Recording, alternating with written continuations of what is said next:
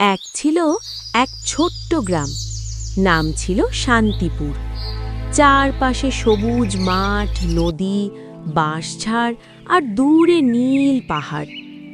এই গ্রামেই থাকত এক গরিব রাখাল ছেলে, তার নাম নয়ন। নয়ন খুব গরিব ছিল, কিন্তু তার মনটা ছিল খুব বড়। সে কাউকে কষ্ট দিত না, মিথ্যে বলতো না, পশু পাখিকে ভালোবাসত নিজের প্রাণের মতো। নয়নের বাবা অনেক আগেই মারা গেছেন, তার মা অসুস্থ। প্রতিদিন গরু চড়িয়ে যা আয় হতো তাই দিয়েই চলত তাদের সংসার। মা, একদিন আমি বড় মানুষ হব, তোমাকে আর কষ্ট করতে দেব না। ভালো মানুষ হলেই আমার সব পাওয়া হয়ে যাবে বাবা। একদিন বিকেলে হঠাৎ আকাশ কালো হয়ে গেল, ঝড় শুরু হলো। নয়ন গরুগুলো নিয়ে পাহাড়ের পাশে একটি পুরনো গুহার কাছে আশ্রয় নিল। ঠিক তখনই নয়ন শুনল একটা কষ্টের শব্দ, কুই কুই। সে এগিয়ে গিয়ে দেখে একটি নীল রঙের পাখি পড়ে আছে, তার ডানা ভাঙা, আর তার শরীর থেকে আলো বের হচ্ছে। ও আহা, আ বাঁচাও আমাকে, আ আরে তুমি কে? তুমি তো একটা পাখি, কিন্তু এভাবে পড়ে আছে কেন? তুমি তো কোনো সাধারণ পাখি নও। নয়ন ভয় পায়নি, সে নিজের হাত দিয়ে পাখিটিকে যত্ন করতে থাকে। ভাঙা ডানায় হাত বুলিয়ে দেয়, পাখির ডানা সোজা করে ঠিকঠাক করে দিল, নিজের খাবার ভাগ করে দিল। তুমি ভয় পেও না, আমি তোমার ক্ষতি করব না। আমি চাই তুমি একদম ঠিকঠাক ও সুস্থ হও। আমি তোমাকে সেবা যত্ন করে একদম সুস্থ করে তুলব। নয়ন, তুমি সত্যি ভালো ছেলে। তুমি আমাকে শুধু একটি পাখি মনে করছো, কিন্তু আমি সাধারণ পাখি নই, আমি আলোর রাজ্যের জাদুর পাখি। তুমি কথা বলছো? তুমি সত্যিই তাহলে জাদুর পাখি? কিন্তু তুমি তাহলে এখানে কেন? আর তোমার এই অবস্থাই বা কেন? কি হয়েছে তোমার সাথে জাদুর পাখি? মানুষের মন পরীক্ষা করতেই আমি পৃথিবীতে এসেছি।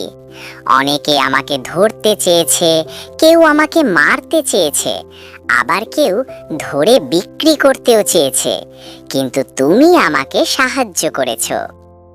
তাই আমি তোমাকে 3টি বর দেব। 1, তুমি যা স্পর্শ করবে তা ভালো কাজে লাগবে। 2, তোমার মা সুস্থ হয়ে উঠবে। 3, তোমার হৃদয় থাকবে পবিত্র। আমি কিচ্ছু চাই না, শুধু ভালো মানুষ হয়ে আজীবন থাকতে চাই। তুমি এখন সুস্থ হয়ে গেছো, তুমি তোমার আলোর রাজ্যে চলে যেতে পারবে, আর আমিও এখন আমার গরু নিয়ে বাড়ি চলে যাই। তুমি অনেক ভালো থেকো।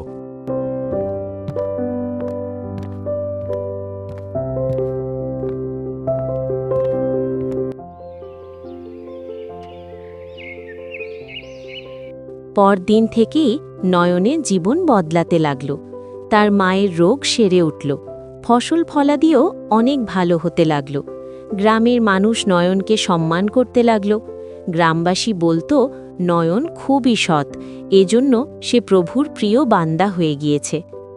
সেই গ্রামের জমিদার ধনকুড়াল ছিল খুবই লোভী ও অসৎ। নয়নের ভাগ্যের কথা শুনে লোভে পড়ে গেল। ধনকুড়াল ও তার চেলা কুপরামর্শ করতে থাকল কিভাবে পাখিটিকে কেড়ে নেওয়া যায়। এই গেদু, তুই কি জানিস যে গ্রামের রাখাল কি জানি জাদুর পাখির সাহায্যে বড়লোক, আর গ্রামে নাকি খুব সুনাম হচ্ছে ওর? জি হুজুর, আমিও শুনেছি। তবে ওই পাখিটা নাকি আলোর রাজ্যের ছিল, সে নাকি সেখানেই চলে গেছে। তাহলে তো ওই রাখাল আমার থেকেও বড়লোক হয়ে যাবে, আর গ্রামের সবাই তখন ওকেই জমিদার মনে করবে। এর কিছু একটা বিহিত করতেই হবে। কিন্তু হুজুর, ওই পাখি তো চলেই গেছে, আর সে তো তেমন ধনী হয়নি যে আপনাকে টেক্কা দেবে। ও আচ্ছা, তাহলে একটু চিন্তামুক্ত হলাম, কিন্তু ওর দিকে নজর রাখবি।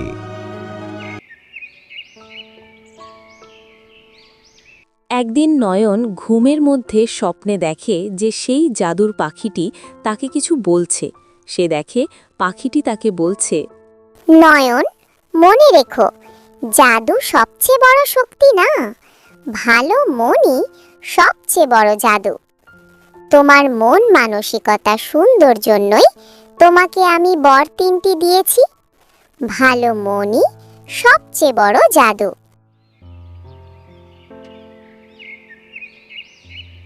সময় গেল, রাখাল নয়ন বড় হলো, শিক্ষিত হলো। সে গ্রামের জন্য স্কুল বানালো, গরিব বাচ্চাদের পড়াতে লাগলো।